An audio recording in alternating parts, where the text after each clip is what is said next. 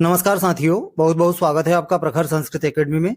और आज की क्लास में हम अध्ययन करेंगे नाटक में प्रयुक्त पारिभाषिक शब्द। नाटक में मुख्य रूप से किन किन शब्दों का प्रयोग किया जाता है, जैसे नायक, नायक के प्रकार, नायिका के प्रकार, इसके बाद नाटक में कौन कौन सी संधियां होती है। इसके साथ ही हम अध्ययन करेंगे नाटक के लक्षण, नाटक में क्या क्या लक्षण होने चाहिए, और महाकाव्य के लक्षण इत्यादि का हम अध्ययन करेंगे। आइए शुरू करते हैं आज की क्लास। बहुत बहुत स्वागत है आपका। नाटक में प्रयुक्त पारिभाषिक शब्द। सबसे पहले है नांदी। नाटक के आरंभ में देवता, ब्राह्मण तथा राजा आदि की जो स्तुति की जाती है वह नांदी कहलाती है। यह जो नांदी है नटकल्पित तथा नाटककार द्वारा प्रयुक्त होने से दो प्रकार की होती है, एक अष्टपदानंदी और द्वादश पदानंदी। तो सबसे पहले नाटक के आरंभ में जो है नांदी का प्रयोग होता है। आगे देखते हैं। सूत्रधार। सूत्रम धारयति इति सूत्रधार, अर्थात जो नाटक की बागडोर अपने हाथ में धारण कर नाटक के सभी कार्य संभालता है उसे क्या कहते हैं? उसे सूत्रधार कहते हैं। अगला है नेपथ्य। जहां नाटक के पात्र नाटक उपयोगी वेशभूषा धारण करते हैं वह स्थान नेपथ्य कहलाता है। नेपथ्य का अर्थ है जवनिका, यानी पर्दा भी है। आगे देखते हैं। प्रस्तावना। जब सूत्रधार नटी या किसी अन्य पात्र के साथ अभिनय की जाने वाली वस्तु के विषय में वार्तालाप करके दर्शकों को सूचित करता है कि किस नाटक का अभिनय किया जाना है, तो वह क्या कहलाता है? वह प्रस्तावना या आमुख कहलाता है। अगला है स्वगतम अथवा आत्मगतम। जो बात रंगमंच पर सबको सुनाने योग्य नहीं होती है उसे स्वगतम अथवा आत्मगतम कहते हैं।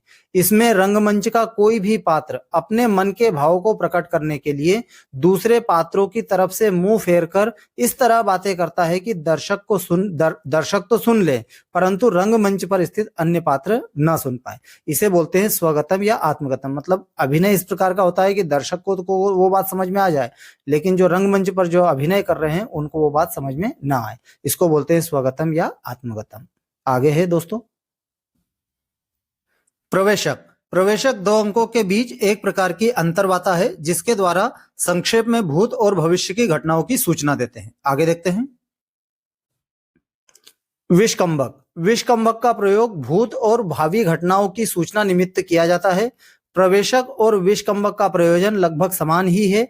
विष्कंभक किसी अंक के प्रारंभ में ही आ सकता है। विष्कंभक दो प्रकार का होता है, एक होता है शुद्ध और दूसरा होता है मिश्र। आगे है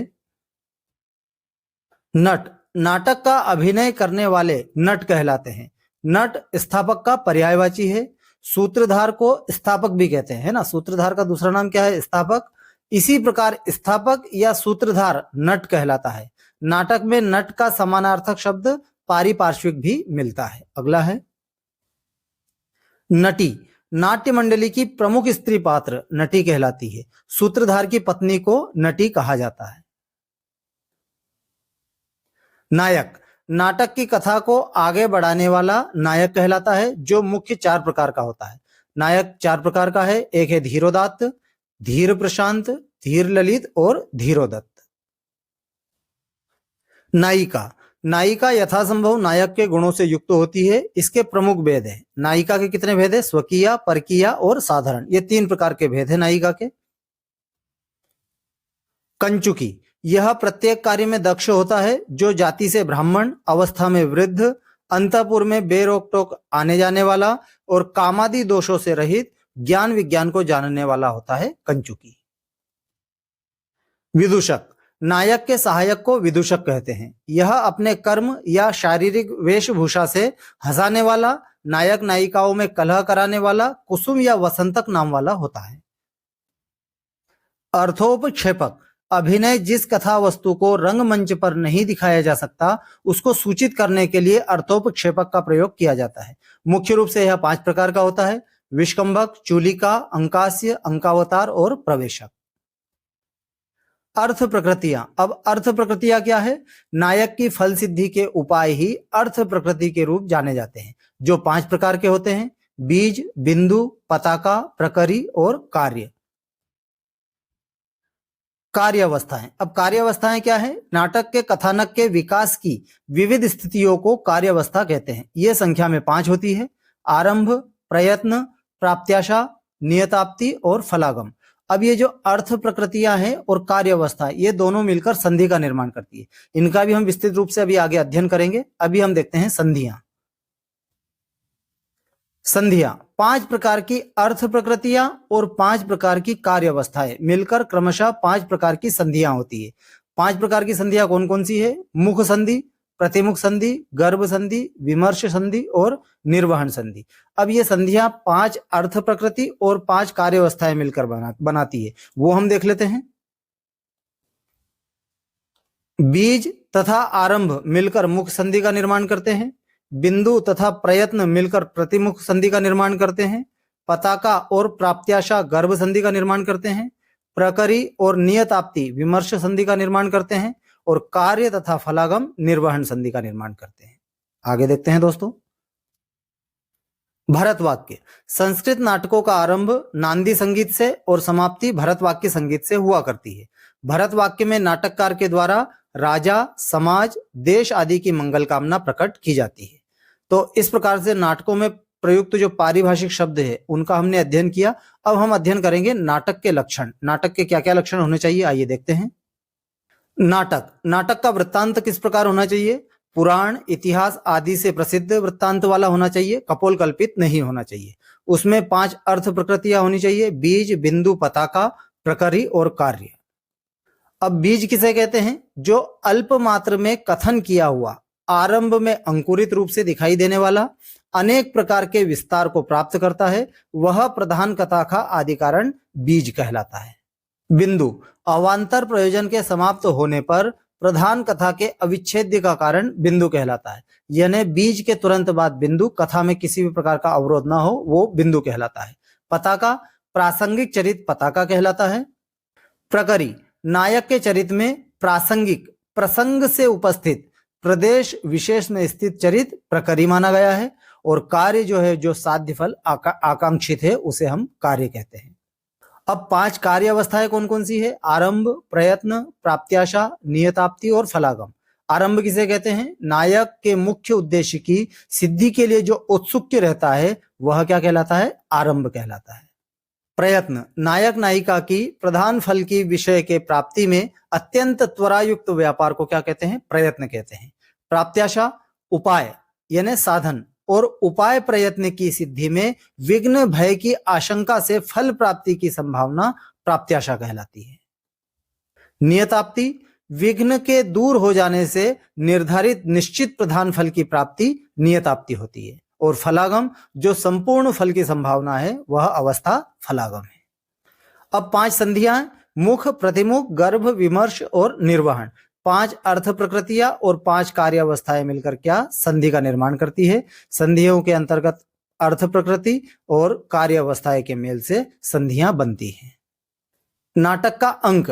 अब नाटक का अंक किस प्रकार होना चाहिए? स्फुट शब्दार्थ वाला होना चाहिए, अल्प समासी, समास ज्यादा बड़े ना हो, गद्य से युक्त होना चाहिए, समाप्त अवान्तर कार्य वाला बिंदु संयुक्त हो, जिसमें अनेक विध व्यापारों से युक्त ना हो और ना ही बीज के उपसंहार से युक्त हो। अत्यधिक पदों से युक्त नहीं होना चाहिए नाटक का अंक।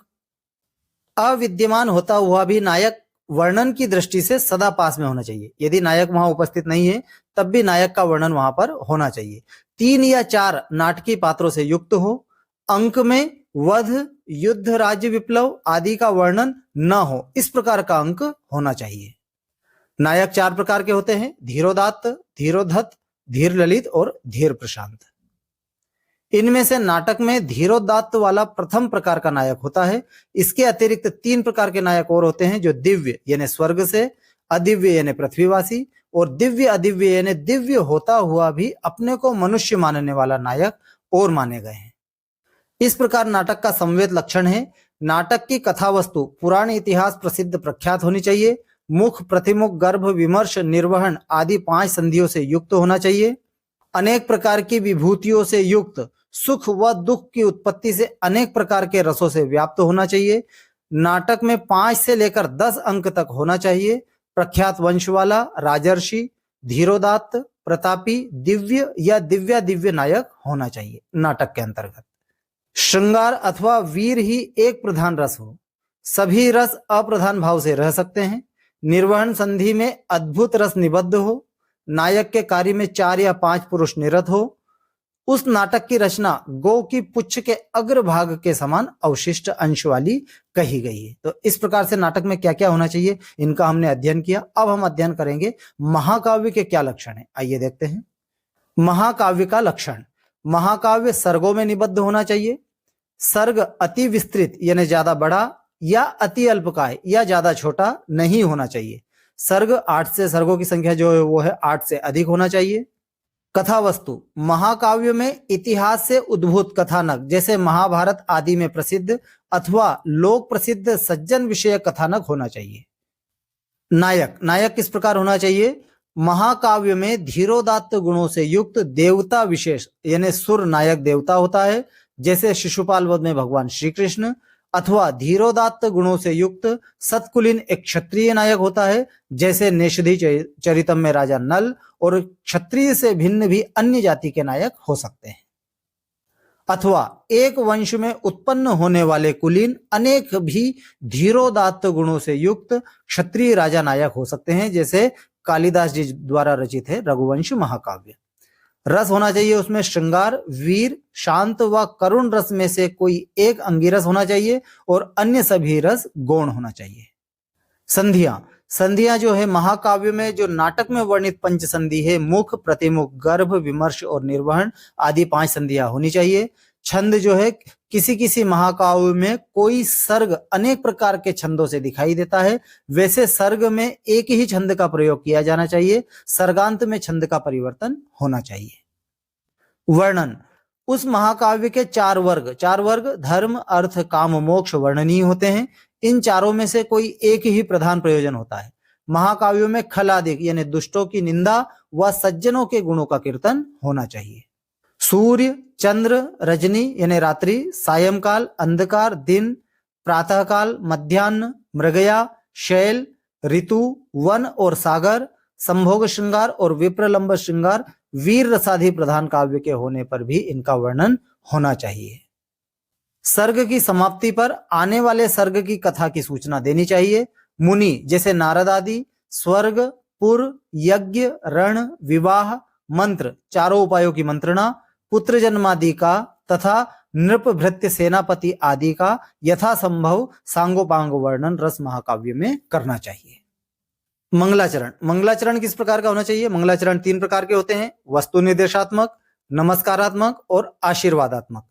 जैसे वस्तु निर्देशात्मक में शिशुपाल वध आदि में वर्णन किया गया है, नमस्कारात्मक मंगलाचरण में रघुवंश आदि में वर्णन किया गया है और आशीर्वादात्मक मंगलाचरण मुद्रा राक्षस आदि में वर्णन किया गया है।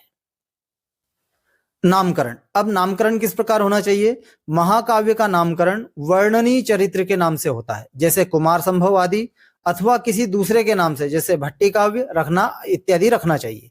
सर्ग का नाम सर्ग में वर्णनीय कथा के नाम से होना चाहिए। ऋषि प्रणीत महाकाव्यों में सर्ग पुनः आख्यान नाम वाले होते हैं, जैसे महाभारत में शकुंतलोक उपाख्यान आदि। भाषा से निर्मित जैसे प्राकृत, महाकाव्य में सर्ग आश्वास वाले होते हैं।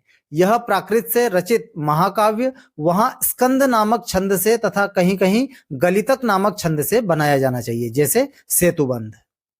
अपभ्रंश भाषा से निर्मित महाकाव्य के सर्ग कुड़वक नाम वाले होते हैं एवं अपभ्रंश भाषा के योग्य अनेक प्रकार के छंद भी होते हैं, जैसे कर्ण पराक्रम।